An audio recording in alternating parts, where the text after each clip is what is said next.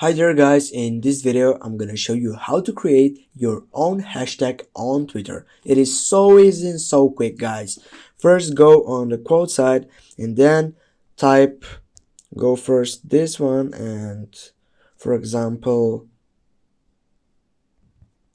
get in 09. Now as you can see, go again back. For example, get in 0. As you can see, this hashtag is available, but this hasn't been used from anyone. Go on it and go tweet. Your tweet was sent.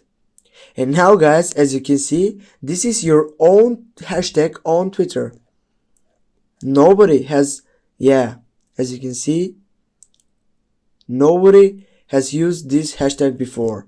Thanks guys for watching. Make sure that you hit that like and share the video. See you soon.